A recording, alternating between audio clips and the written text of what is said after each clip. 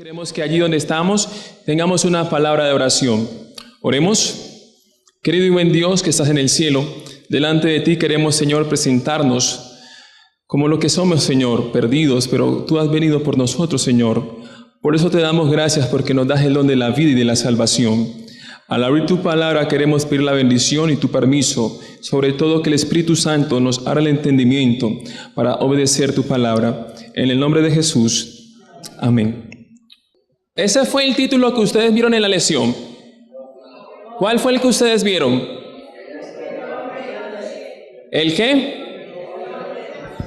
El hombre de Romanos 7. Ese fue el que ustedes vieron. ¿Saben? Me atreví a cambiarlo, a poner el otro, el que nos sugería el comentario, y decía el uso y mal uso de ¿qué? De la ley en Romanos 7. De hecho, la ley no se malinterpreta únicamente en Romanos 7. Podríamos decir que en casi todo el libro, si usted quiere y se atreve, podría encontrar excusas para hacer mal uso de ¿qué? De la ley y lo que Pablo ha dicho. Saben, me doy cuenta que uno de los grandes problemas que tenemos los cristianos, o a veces los adventistas, para defender el tema de la ley o la abolición de la ley, es que usamos otros textos que Pablo usa para defender la ley, cuando no debiese ser así. Debemos usar el mismo texto y explicarlo en el contexto en el que Pablo quiere decirlo. Esta mañana vamos a explicar algo acerca de lo que fue la lección, ¿cierto? Desde otra perspectiva. Y miremos lo siguiente. Número 1, recordemos que en el libro de Romanos, en el capítulo 5, en el versículo 20, Pablo nos está haciendo una aseveración, ¿cierto? Y Pablo nos está diciendo de que nosotros ya no estamos sujetos a la ley, sino a ¿qué? A la gracia de Dios. Y esa gracia de Dios no debe permitir que en nosotros haya ¿qué cosa? Pecado. Así que hay una relación entre ley, pecado y ¿qué? Y gracia. La ley nos muestra el pecado, pero la gracia de Dios nos ¿qué? Nos salva. Y más adelante, en el libro de Romanos, el capítulo 6, del verso 1 al 4, si usted puede no leerlo, se va a dar cuenta que Pablo está queriendo explicar, nos está queriendo decir de que esa gracia de Dios nos conduce a ¿qué? A una obediencia. Pablo asevera de que el cristiano, cuando realmente entiende de que somos salvos por la gracia de Dios, debemos ¿qué cosa? Obedecer. Que no obedecemos para ser salvos, que entendemos de que somos salvos por gracia y por ende ¿qué cosa? Obedecemos.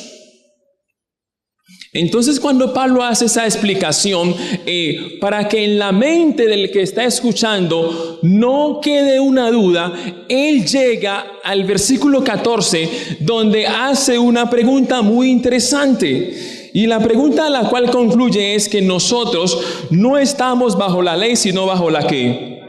Bajo la gracia. Y saben, cuando Pablo llega a esa conclusión de que no estamos bajo la ley, sino bajo la gracia, es allí donde muchos se pegan para decir que la ley ha quedado como. Y ahora se van a dar cuenta que ellos tienen otro argumento muy bueno para decir que la ley ha muerto. Pero no era lo que realmente Pablo quería que decir. Entonces la pregunta, y viene esta parte, es: ¿estamos muertos a la ley y vivos realmente para quién? Para Cristo Jesús. Lo que Pablo hace para explicar esto, que fue lo que nosotros estudiamos durante esa semana, es una alegorización o una metáfora, o cuenta una historia que era la forma como los judíos más utilizaban para explicar cualquier concepto o tema. Así que Pablo inicia a hacer una ¿qué? Alegorización y trae a colación el tema del matrimonio. Pero antes de eso debemos recordar que en el libro de Romanos, si usted lee el capítulo 7, que fue toda la lección de esta semana, del versículo 1 al 6, Pablo, en su alegorización hacia el matrimonio, les está hablando específicamente a los judíos, porque para ellos era muy importante y era vital el cumplimiento de la ley como meta o don de salvación. Por eso, cuando se acerca el joven rico en su forma genuina le dice a Jesús: yo he guardado todos los mandamientos. De hecho, si usted mira en el libro de de Filipenses 3:6, el mismo Pablo reconoce que él también ha guardado ¿qué cosa? La ley. Así que los cristianos judíos, por así llamarlos, tenían la ley como meta principal, o el cumplimiento de la ley les daba la ¿qué? La salvación. Entonces ahora Pablo hace una alegorización, es decir, una metáfora o cuenta una historia para explicar el tema de ¿qué? De la ley. ¿Y cómo lo hace Pablo? Miren, él lo que hace es explicar en esa parte que leímos del matrimonio, no es tanto la ley y la gracia, sino la forma como se relaciona el individuo ¿con qué? Con la ley. Entonces usted va a leer en el texto y dice que cuando una mujer está casada, ¿qué pasa cuando está casada y su marido está vivo? ¿Se puede o puede estar con otro? No. ¿Qué pasa cuando muere el marido? Queda como libre para volverse a ¿qué? A casar. Y eso es lo que nosotros conocemos, ¿sí o no? ¿Es así o no es así? Entonces, con esa alegorización o historia, Pablo inicia a explicar cómo se relaciona la ley con el individuo. E inicia a decir lo siguiente, para hacerme entender. Vamos a hacer la siguiente forma. Lo que Pablo le está diciendo es lo siguiente a nosotros. Nosotros, antes de conocer a Cristo Jesús, pregunto, ¿la ley nos puede salvar o no nos puede salvar? ¿La ley nos ayudaría o nos condenaría? Cuando no conocemos a Dios, ¿la ley nos condena o nos salva? Nos condena. Entonces, ahí viene la primera palabra que es, debemos morir ¿a qué? A la ley. ¿Cómo muere? Entonces, cuando usted conoce a Cristo Jesús a través de ¿qué? Del bautismo, ahora esa ley ya no le va a servir, sino que usted mira a ¿quién? A Cristo Jesús. Y de hecho, Él lo dice de otra forma. Lo dice de la siguiente forma. La unión con la ley produce pecado y ¿qué? Y muerte. Pero la unión con Cristo trae vida eterna. Cuando el creyente acepta el don de ¿qué? De la gracia en su ¿qué? En su existencia. Cuando usted y yo conocemos a Cristo Jesús y nos damos cuenta que por más que uno haga no se salva, sino cuando acepta lo que Cristo Jesús hace, a eso lo llama Pablo morir ¿a qué? A la ley. Pero hay una pregunta interesante y es, ¿cómo es que los cristianos han muerto a la ley? ¿Cómo es eso? ¿Saben? Pablo nunca está diciendo que la que muere es la ley o ha muerto. Es que nosotros hemos muerto a la ley, no que la ley ha muerto. Y debemos entenderlo muy bien en ese sentido. Porque una cosa es decir, estamos muertos a la ley, a decir la ley ¿a qué? Ha muerto. ¿Es diferente o no es diferente? Miremos por qué él lo dice. ¿Cómo es que los cristianos han muerto a la ley? Miren, la muerte del creyente con Cristo es la muerte a la ley como medio de ¿qué? De salvación. Todo el trimestre pasado miramos que la ley no salva ¿a qué? A nadie. ¿Sino qué cosa? La gracia de Dios. Entonces la pregunta, si somos salvos por gracia, ¿para qué me sirve la ley? Y también lo estudiamos, porque la justicia de Dios se revela a través de ¿qué? De su ley. Y ahora lo vamos a mirar muy prácticamente. ¿Qué más nos dice Pablo entonces? Que debemos tener cuidado. De hecho, eso lo decía uno de los reformadores más poderosos, Calvino, dijo esto. Debemos tener cuidado en recordar que esto nos representa una liberación, una liberación de la justicia que nos es señalada en la ley. Es decir, no debemos tener tan siquiera la idea. De hecho, ahora lo vamos a mirar cómo lo responde Pablo. ¿Saben cómo lo responde Pablo? ¿Cómo mata la ley? Recordemos que él en 3 ocasiones hace una pregunta y es, ¿qué pues diremos? Para que en la mente del oyente no quiera la idea de que la ley es mala y que como somos salvos por gracia, entonces vamos a vivir en pecado. Él hace una pregunta en Romanos 6:1 y dice, ¿qué pues diremos? Porque abunda la gracia, que abunda el pecado. ¿Y qué dice él? De ninguna manera. Y no solamente lo dice allí, si usted sigue leyendo en el verso 15, otra vez, ¿qué pues diremos? O sea, cada vez que él da un argumento de la gracia, también reformaba su pensamiento, donde quería entender de que nosotros, porque somos salvos por gracia, no podemos dejar a un lado la ley de Dios. Y él siempre preguntaba, ¿qué pues diremos? Porque somos salvos por gracia, ¿no vamos a obedecer? De ninguna manera. Entonces hacen una pregunta y ¿es la ley pecado? ¿Saben por qué él hacía esa pregunta? Porque los judíos entendían el concepto de ley como comportamiento.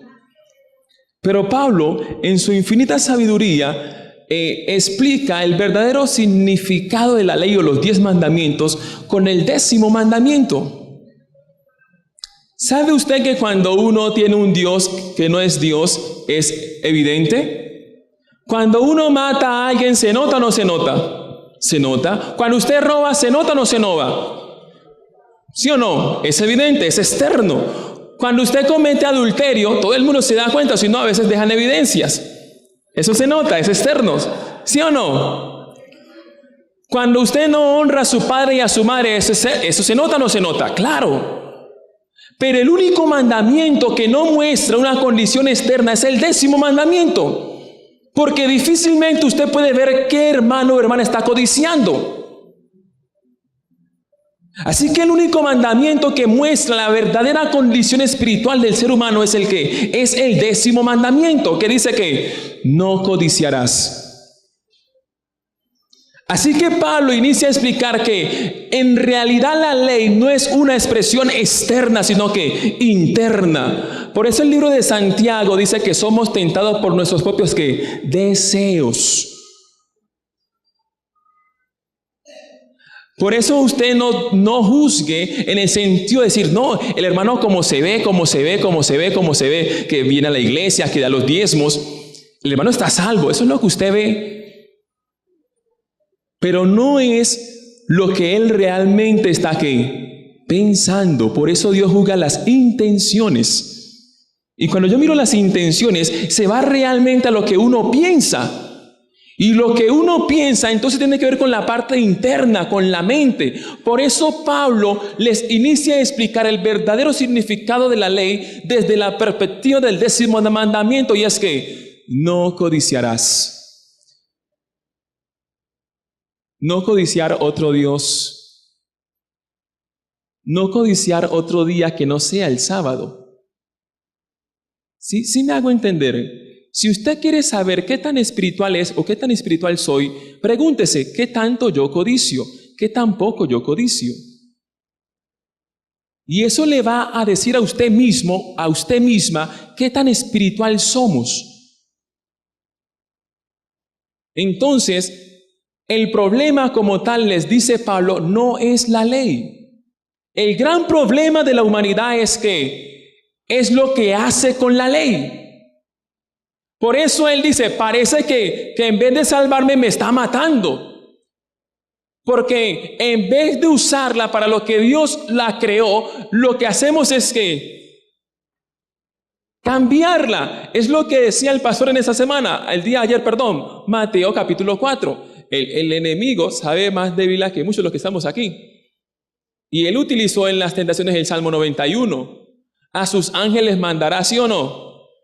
Pero no dice, para que te guarden en sus caminos. Él le quitó esa partecita. Si usted lee Mateo 4:5 y el Salmo 91:11, se da cuenta que el enemigo le quitó una partecita y es, Dios nos protege solamente en sus caminos. Por eso dice que el gran problema no es la ley, sino el mal uso que la humanidad hace con ella. Ya te voy a dar la palabra, listo, ya te doy la palabra, no me olvido. Entonces, por eso Pablo inicia a explicar de que a veces la ley produce pecado. Entonces la pregunta es, ¿cómo puede el mal usar el mandamiento bueno de Dios para provocar pecado? De hecho, el simple hecho de que le digan no codiciar, usted ya está codiciando. ¿Cómo así que no codiciar? Ya inicia a codiciar. El simple hecho de pensar de que no debemos codiciar, ya estamos codiciando. ¿Sí me hago entender? El simple hecho que usted le digan que fue lo que pasó, Eva, no puedas consumir de ese fruto. Ya allí inició a decir, ¿por qué no? ¿Por qué no? ¿Por qué no? ¿Por qué no? Y miren lo que dice más adelante. Aunque los mandamientos de Dios son buenos, el pecado conduce a la persona no renovada, escúchese bien esta parte, a verlos como una limitación de la libertad. Cuando nosotros no vemos los mandamientos como lo que realmente son, lo vemos como algo de prohibición. Me prohíbe, no me deja hacer nada. Cuando no estamos ¿qué? Renovados.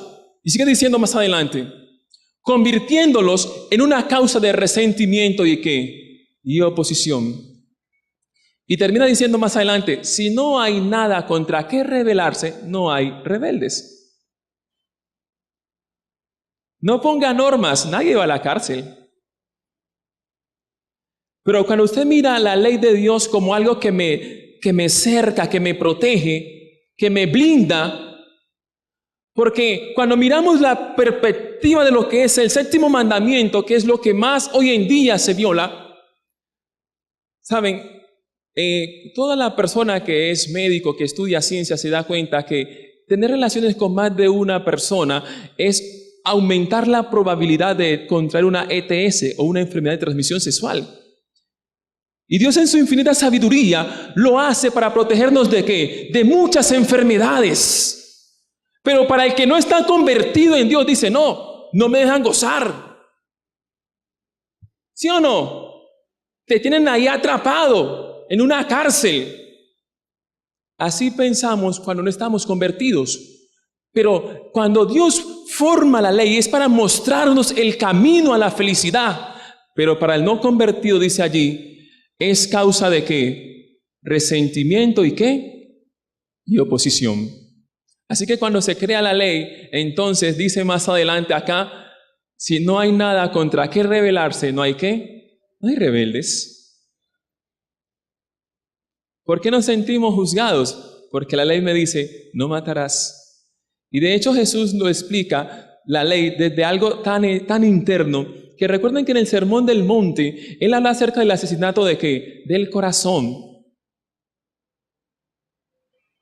Con nuestras palabras, con nuestras acciones, podemos matar.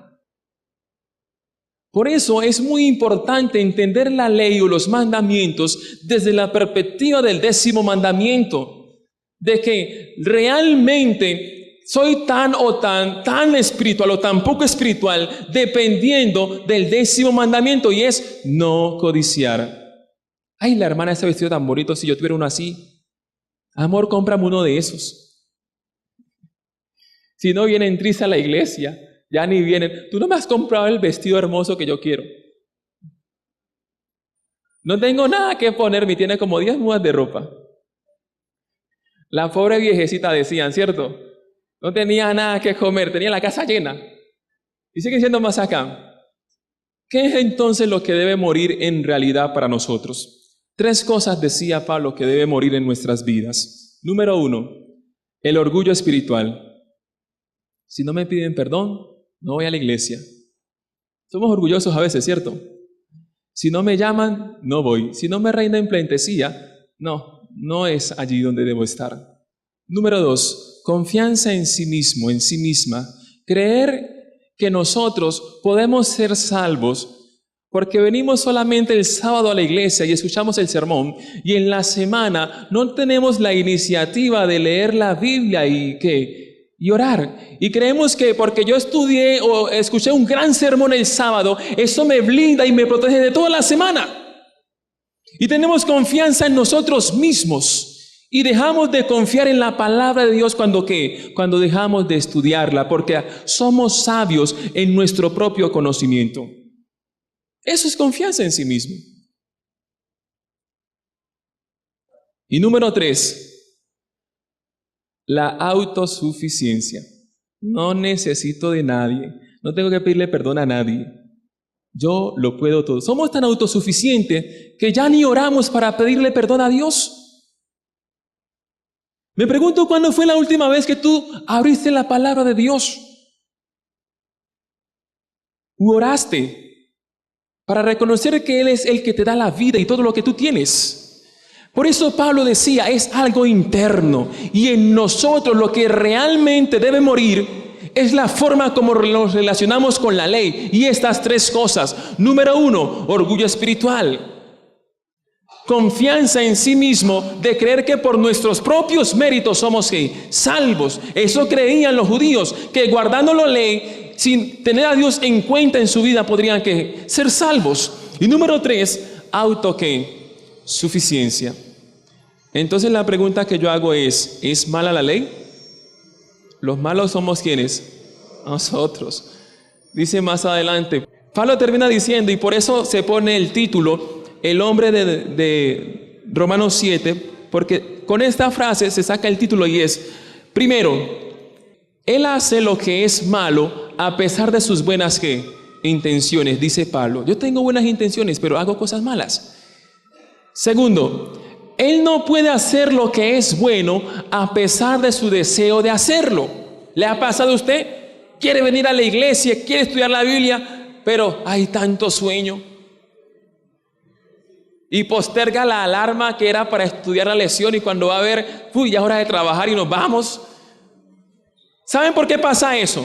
Conclusión, y con eso termino. Y está en el verso 17 para mí. Y dice, el ente que causa el problema no es la ley, sino el pecado que está en mí. Ese es el verdadero problema. Y fue la conclusión que Pablo llegó. El problema no es la ley lo que hace que nosotros pequemos o lleguemos a un estado moribundo, espiritualmente hablando, sino lo que realmente ocasiona el problema en nuestras vidas es el pecado que hemos almacenado, porque no hemos muerto en Cristo Jesús. ¿Cómo muere una persona en Cristo Jesús? Que hay mucha agua. Marcos 16:16. El que creyere y fuese bautizado, ese que... Y el que no, ¿a dónde quieres estar tú? Yo creo, Señor, pero nunca vengo acá. Aún los demonios, ¿saben qué hacen? Cuando ellos creen y aparte tiemblan. Aunque si ellos tiemblan, usted ni tiembla, ni se bautiza, ni nada. ¿Saben? Ese es el problema de nosotros. Que tenemos mucho pecado en nosotros mismos. Y la única forma de sacar, dice la escritora, lo malo es reemplazándolo por cosas buenas. Amén. Con lo que dice el libro de Romanos capítulo 7, verso 12. 7:12 dice, ¿cómo es la ley? Romanos 7:12, ¿cómo es la ley? Santa. ¿Y el mandamiento de Dios? Santo, justo y bueno. Dios les bendiga. Muchas gracias. Un feliz sábado.